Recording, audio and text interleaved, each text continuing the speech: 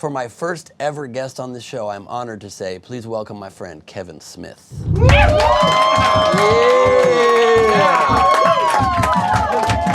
my brother. What's up, my brother? Hey. How the hell are you? This is so weird. I instantly called my wife when I got here. Number one, only a married guy could never get away with this. Like having a show in your house is absolutely brilliant. Thank you. Every room is utilized. You should see how many people are scurrying around. Like, I honestly, apologies, I thought I was coming to do a fucking podcast. Like, I had no idea it was a full-blown production. I would have worn a Jay and Silent Bob oriented shirt or something to promote myself. So when I got here, I called up my wife, and she was, because she's always like, what are you up to? And I was like, I'm going over Ben Gleib's house to do a podcast. And so when I got here, I was like, it's not a fucking podcast. It's like, it's worldwide, and he's the first like talk show ever on YouTube. And she's like, that can't be. I was like, go look. And we fucking checked. And you're right, man. It was the first one ever and shit. And so I was like, oh my God. And I started blowing up, going like, this is ingenious. Like doing the whole thing at home, like this is like the evolution of COVID times. Like suddenly you just don't even have to leave the house to do your job. You could do a fucking talk show from your house. And she instantly shut that shit down. She was like, I hear where you're going, but absolutely fucking not. She's like, podcasts only. Yes, because I've hosted your podcast in your house when you were out of town. Yeah. You and I have co-hosted in your house. And Jen's cool with it because she just goes upstairs, but it's like the two of us and nobody else. She's cool to a degree. I'm gonna share a text exchange with you that I shared with my fucking wife, and this will. Does she like me referred to as my fucking wife? Yeah, my fucking wife.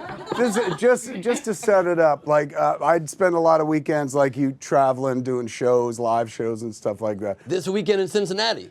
Indianapolis. Right? Close. Same idea. exact Same thing. exact thing. Indianapolis and Friday Helium and Comedy Club. But every weekend I'm traveling someplace. And we kind of figured out a long time ago, because we've been married now, we just celebrated 27 years. Yeah, okay. 27, yeah. 27 years married, 28 years fucking, far more important than ever. But since I travel a bunch, we decided a long time ago, like before I hit the road, because she doesn't really go with me, whether we want to or not, we will always fuck. And this is the rationale. You want to or not, I love that. If the plane... Both of you not into it. I mean, that's marriage, bro. I get that. If the plane goes down, she would beat the fucking shit out of herself for the rest of her life, going, oh, I should have fucked him before he died and stuff. And I don't want that for her. So we've always been like, let's make sure we fuck before I leave. And hold on a second. Smart arrangement that you made with her, but there's no chance if you went down in an airplane, her predominant thought would be, I should have fucked him before he died. I hope so. Because the idea of us having sex Kevin? Before, not at all. Okay. But she likes me a lot. The idea of having sex though before I go is that way if I die while she's gone, and people are like, I'm so fucking sorry the plane went down. She'd be like, don't worry, I fucked him right before he left. And she won't have to carry that cross for the rest of her fucking life. So we generally try to like break one off before I leave. So the other night, man, well here, this will tell you where we are based on the text. Is this a video? No, fuck no, this is a text. Yeah, I'm like, here's a video of me and my wife. This is a text, ready? It'll tell you exactly where we are in the story. I wrote to her, I really wish we'd have fucked before I left, instead of just watching Matlock again. And if you're like, ew, fucking Andy Griffith Matlock? No, man, Kathy Bates Matlock, which is fucking fantastic. Yep. And if you're like, is it fantastic enough to skip sex for? Yes. It's very well plotted. That's a good show. It's fucking charming. Wouldn't you kill to be on that fucking show? I mean, I did audition for it. See? But I would choose fucking every day over it. Oh my God, we love it so much. And so the other day, before I left to go do the show, I was like, okay, I got fucking 2 hours before I have to go to the airport. We could fuck, or we could watch the new Matlock.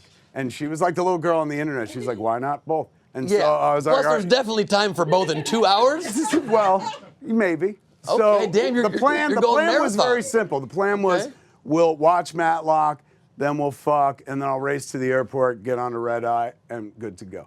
So we watched Matlock, and then after Matlock was over, we talked about Matlock for an hour and how good the episode was. That's the international symbol for talking about Matlock, is this. It was so well done and shit like that. So we didn't not wind up fucking before I went to the airport. So that's why I wrote that text. I was just like, I really wish we'd have fucked before I left instead of just watching Matlock again. She writes back, well, Matlock makes me feel good.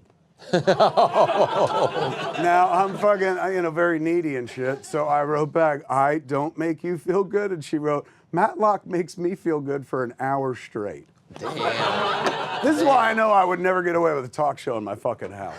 This is ingenious, man. I'm so happy for you. It's high time that you had your own fucking thing. Lord knows you've been doing it forever. You are one of the only people I've ever met in this world who believes in himself as much as I believe in myself. Like you know there's something waiting for you around every turn. You and I could be thwarted left and right by people who aren't into like what we do, and then sometimes overly celebrated by people for the things we do. But like you and I always feel a kinship with you because we're not to the manor born.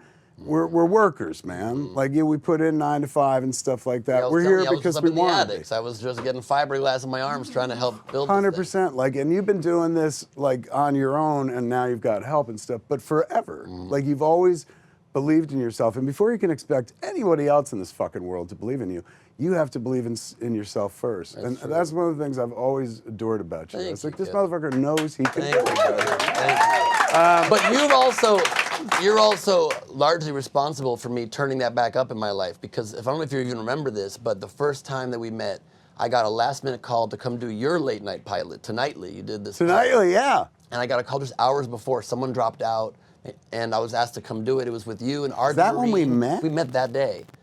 And wow. And Seth Rogen was on your show with you. Yeah. And that's how I met Seth. And we were sitting there, and I walked into your conference room, and you were like, I just watched your viral videos. You're funny, man. And we did the show, and then there was a big rap party because it was your last of like several episodes I think you did. Yeah. And then you and I missed it because you said you wanted to smoke a joint, and we smoked a joint together, and you said, tell me your life story. And I told you all about the college late night talk show. Right. And how I did it then for National Lampoon, and then I put it on the back burner, and then I started being booked on Chelsea Lately on the panel and all these different panel shows. And you said to me as you were smoking, you go, yeah, but man, you're a production guy. Like, what are you doing getting booked on panels? You got to be creating your own thing. And I was like, you're right. I've been like, my mom always says, sometimes, I told you this that night, sometimes you lead life, sometimes life leads you. Ooh, that's good. It's so good. That is good. And if I hadn't been stoned that night, I would have stolen that. You know what I'm saying? Well, now you're throwing it around. Now Say it's it on one video. more time. Fuck, Sometimes, that's right. Everyone's going to witness this shit. Sometimes you lead life, sometimes life leads you. Oh, the wisdom of a mother. It's so beautiful. My mom's wiser than most. And so it's good to sometimes do that flow and let you get pulled in ways that the world wants to take you, but you have to know when to take the driver's seat again.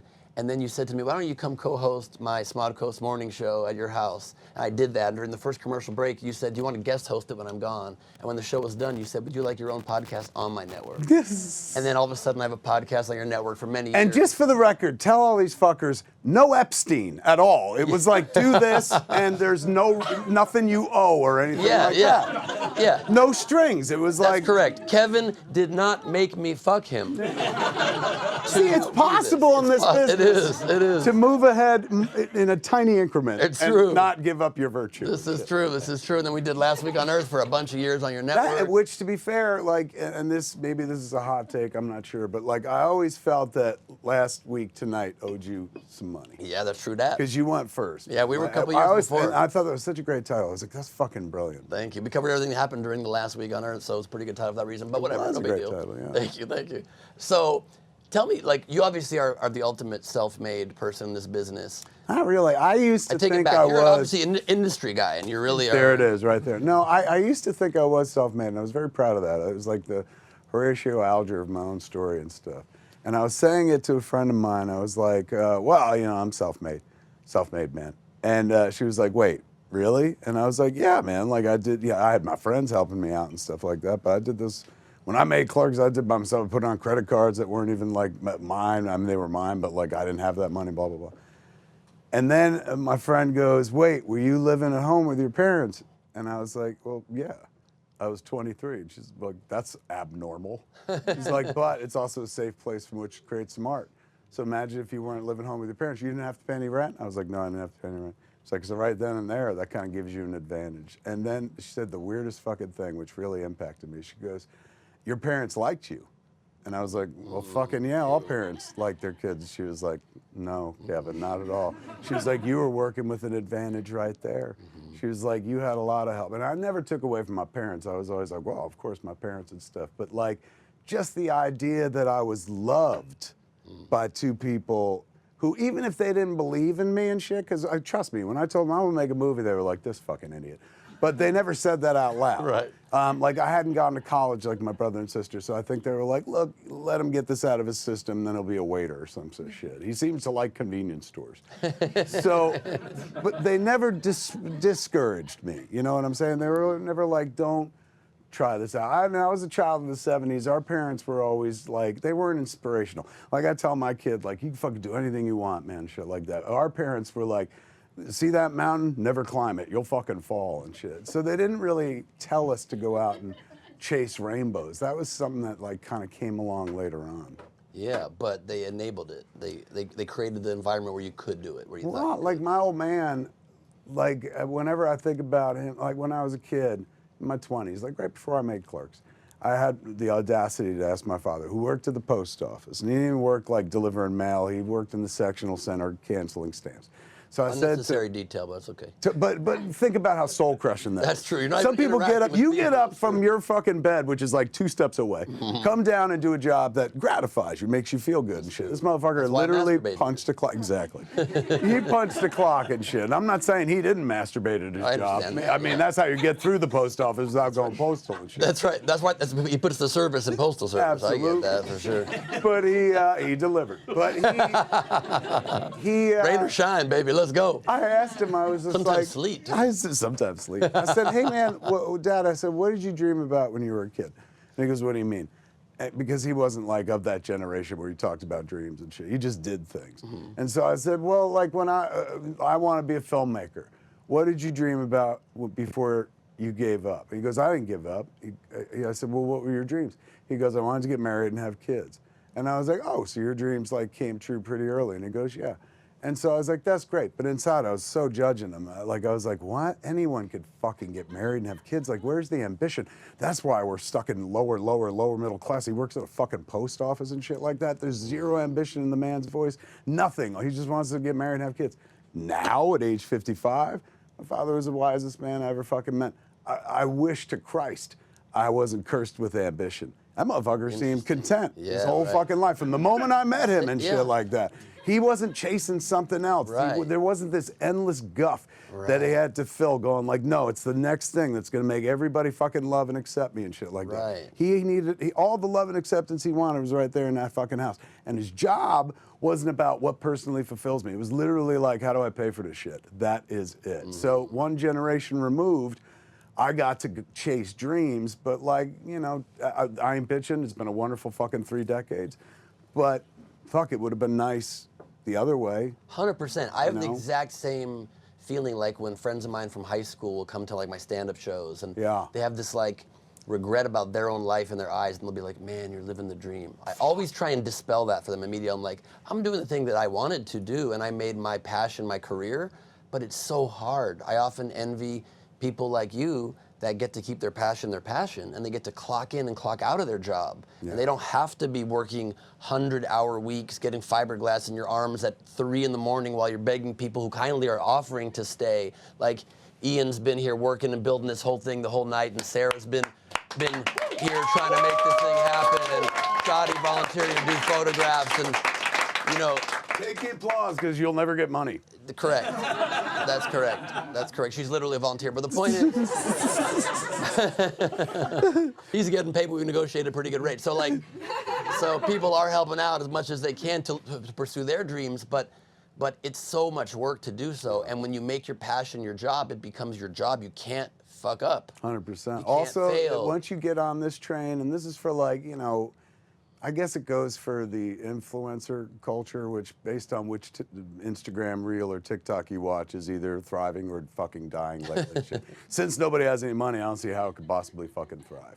But at the end of the day, once you go, oh, I want to express myself for a living, no matter whether it's through music, through fucking writing, screenwriting, fucking plays, whatever your art form is.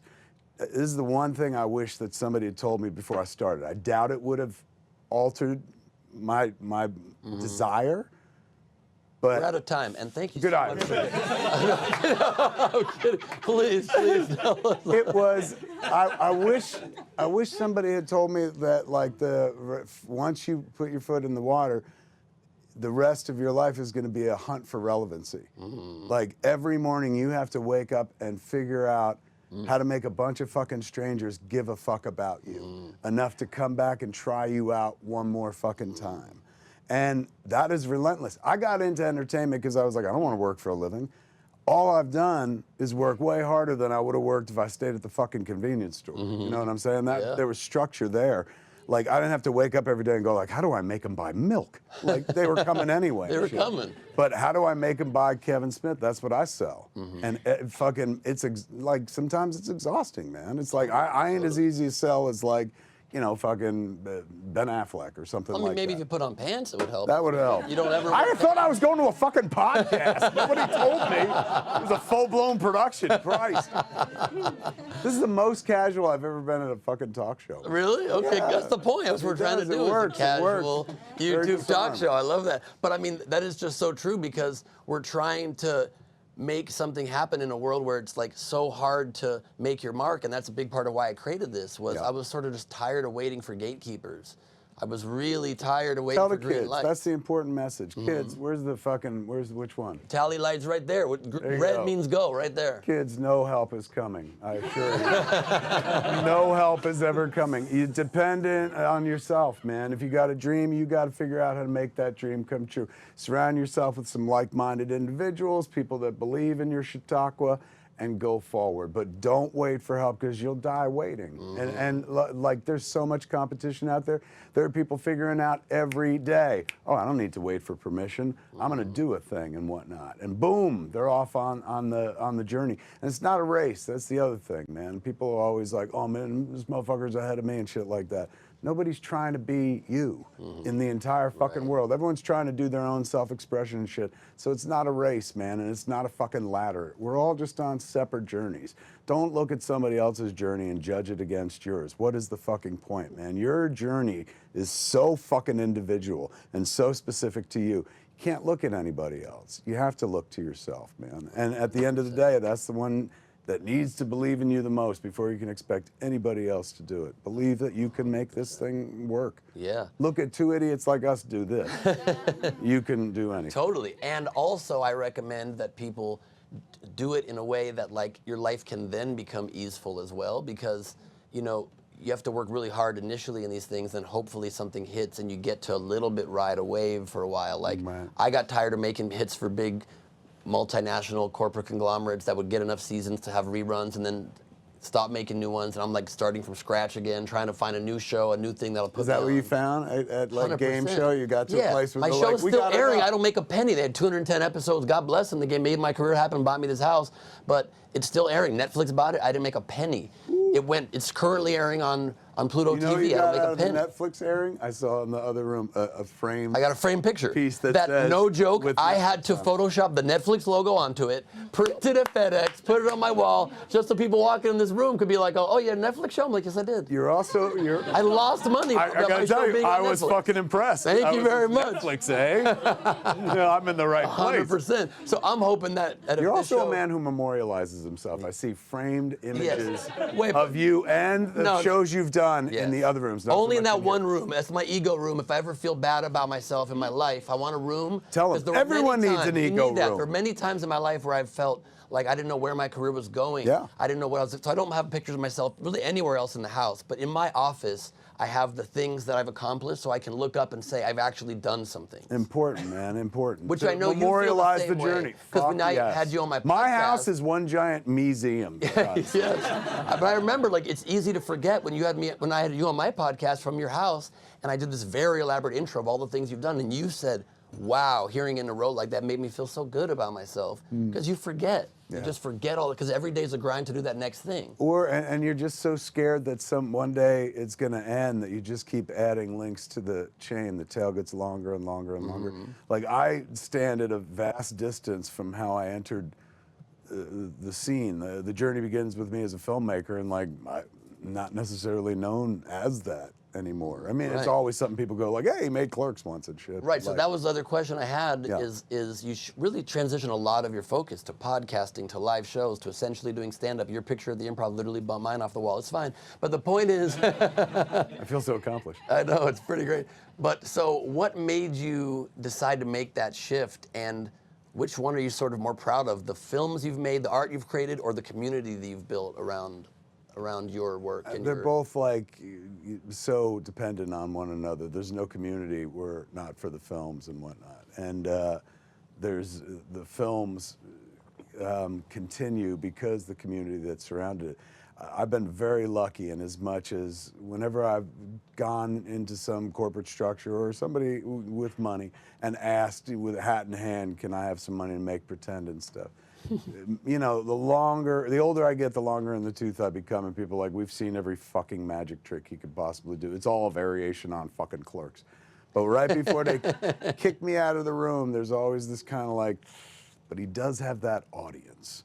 And they just count on the people who have shown up for 30 plus years for whatever I've done. As long as we keep the budget in control, they could kind of get their loot back. So it's the audience that was generated by the films that keep the films going, oddly enough, because without them, that conversation ends. They leave the room, I leave the room, I don't get any of that money to go make pretend and stuff. Yeah, and that's why I have to give such thanks to the Mad Ones, which is what my fans have been called for a long time, because I know these people. We have literally Jen Winklepleck there, who I've hung out with in Tahoe and brought me my favorite ice cream and a bong that you smoke out of Yoda's mouth, which maybe was a little weird, you know. And we've got Jack, who supported all of our shows, and Greg Murphy, who sends me stats of all the appearances that we do right there, and Jana Majid, who lives in DC and broke her arm recently, and Rochelle Machado, who I've always thought was very cute, but I can't say that now because I have a girlfriend who lives in the house. And who else we got? Did she just move in as well? She did just move in on Saturday, literally. I'd give her to the 3rd episode before she's like, fuck this.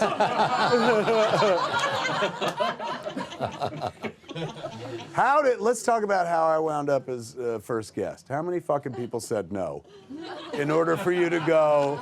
And I'll tell you why I know this. I was on, I got a phone call from some other friends going like, if you see Gleib's number, duck it. When I did The Simpsons, the only time I did The Simpsons, and you know, I was a massive fan growing up, before I made my movies, like The Simpsons existed. So there was no like, one day you'll be on, no, you know, written in stone or anything, but one day they called me, I was like, fuck yes, and just for one line, but it was a great line. So when I went in, I was like, oh my God, this is everything, you have no idea, I just blew them up and shit like that. And then I was like, but look, who said no in order for me to be standing here? They're like, no, my God, you're, you know, Silent Bill. Of course you're here. And I was like, you can be honest with me. I've been in the business of 25 years. Who said no? And before I could finish, he goes, Seth Rogen. So I figure there was a list. A few people said no, Kevin, but you're always on the list, and I wanted you here. And it actually, like, the world works out perfectly sometimes, because we were obviously going for, I mean, you're an iconic career, but we were going for like some of the people that would like immediately maybe drive like people's minds nuts, be like, how the fuck did you get Brad Pitt in that chair? You know what I mean? And we did not get him, but it's all good. We got Kevin Smith. That's pretty amazing. People be more like, how did you go from Brad Pitt to fucking Clerks guy, Mr. Mallrats? I mean, there was a few in between, but the point is, the point, I was trying to make you feel good, but like, I would have assumed here, this would have been my guess. Yeah. And you tell me where she was in the pecking order. Chelsea. Chelsea Handler. Can I tell you exactly what happened? Of course. I texted Chelsea and I said, Who is Chelsea, no. It's not that bad, but probably worse actually what happened. I texted her, I was on her show for 7 years, 100 plus episodes. Totally. I said, Chelsea, I'm creating the first late night talk show for the internet and I'd love to have you as my guest. No and brainer. she goes, oh, that does not interest me at all. And I go, oh, okay. I mean, it's just, I'm trying to like kind of I was on your show for a long time and it's this cool thing, but you know, it's no worries. It'd be really quick. It's like it's just at my house. And she goes, copy that, not interested. Wow. And so then when the show became real and it dropped in Deadline, thanks to Matt Grobar actually, who wrote the story in Deadline that broke the story. And it, actually, she sees And it. he's here in the audience. He's hey, hold here. on, show one, ladies. That's right. Right there, one hand watches the other. That's right. And I just sent her the Deadline link. You're like, we're legit. This is actually real, and she immediately goes, all caps, congratulations, 4 exclamation points, left a comment on my Instagram for the first time in 10 years. She's like, hearts on my thing, so we'll get around to booking her. Totally. We got some other people to get to first. I believe in you. Thank you, brother. A round of applause for Kevin Smith, by the way. One last thing we got to talk about also. You have a new endeavor I should have mentioned before. Jay and Silent Bob Deliver. Can you tell us what this is? Sure. In the movies, I played a weed dealer. And since there is no more movie industry, now I deal weed in real life. And so we joined up with a weed shop that I go to all the time, literally called The Weed Shop. It's like right down the street from my house. And they were like, hey man, we've got like a delivery license. You guys want to pair up? And I said, fuck yeah. So the business is called Jay and Silent Bob Delivery. Go to jayandsilentbobdeliver.com. They bring weed right to your door. All the weed that's sellable here in California, but you could always order my brand new weed. So we work with the good folks at Jeter. And Jeter is a company that does like California, Michigan, New York, Illinois, I forget the other ones. So they're not nationwide, but nobody is. But they do my favorite weed. And so they do our new strain, which came out May 8th, man. It's called Jay and Silent Bob's Banana Hammock. Ooh, okay. It is. If you want to smoke the penises of Jay and Silent Bob. It is. It has a banana flavor profile to it. That sounds nice. That sounds nice. Yeah, and Kevin is sticking around for our post show as soon as or really part of the main show, our nightcap part of the show. As soon as it ends, we're gonna go smoke some of it out in the backyard. Yes. Sounds like a plan. And one more time for Kevin Smith, everybody. My next guest. Or no, before my next guest, is actually one more thing that we got to do. You know, we've been talking a lot about your journey through this, but this is my show. And your name's not in Neon Lights here. You're right. So this is a moment that I wanted to just share the journey it took to get here in a little bit more detail. So I'm just going to take you through a journey in photos of my life to this point and some of the ups and downs of trying to make it in this business. So firstly, here's a photo of me doing a talent show with my dad and brother when I was like 6 years old. This is me in the white boots. I don't know why I'm wearing white boots.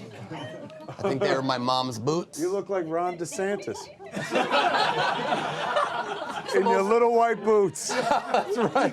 Trying to go to a disaster zone with white boots. So there's that. So then I always wanted to host a late night talk show my whole life. So I started doing one in college. I did the Gleib show for 1,000,000 years. My third guest ever, literally in 1996, 30 years ago, was Bobby Lee. This is Bobby Lee on my show when I was just a kid. Wow. Isn't that wild? And then, He hasn't aged a day. I know. I take deep offense to what you omitted from that sentence. Yeah, you look like that kid's dad.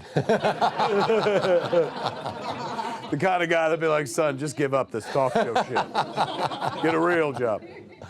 But then you start getting some real jobs. Yahoo Sports hired me to do a web series, and you have to do some insane things. I had to do this for some reason. That's me putting a t-shirt on a fucking alligator. Oh, that's what that is. I was like, yeah, I guess fucking an alligator for money is... You win in the crappiest job. I just worked at a convenience store. But when in Florida. Oh my God. Then you sign up for these like casting networks. You get people send you like, oh, you're a match for this. I got this one. I think they had my profile wrong. You're a match for the role of Vin Diesel body double. Kind of complimentary, but whatever. Not as bad as this next one I got. Hey, Ben, you're a match for the role of ethnic elf. The fuck does that even mean? It's horrendous. Were you able to write back which ethnicity? I was not. Then you start getting some gigs, and then a limo driver picked me up at the Tahoe Improv, and he was very, very excited to be greeting Ben Gleib.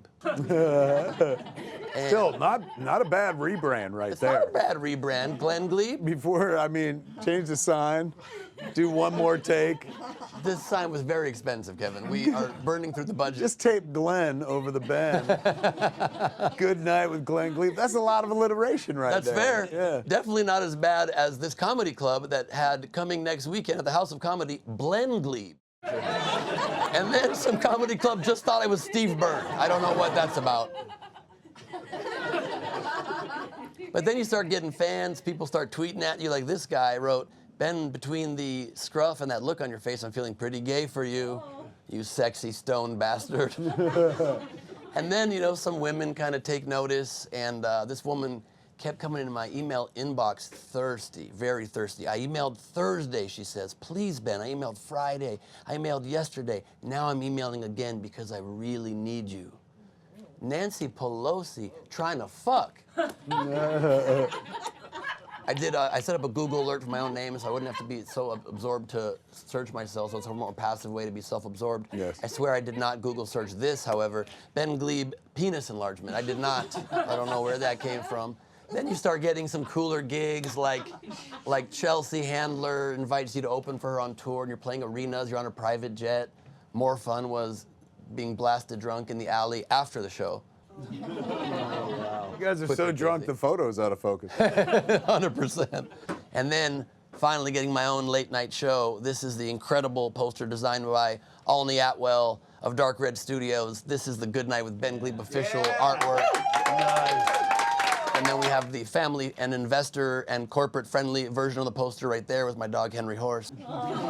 And thank God we had these two because we had a different poster design in mind until a certain someone stole it for us like a few days before launch. This was gonna be the vibe. So that's a little bit of the journey to get to this place, my friends.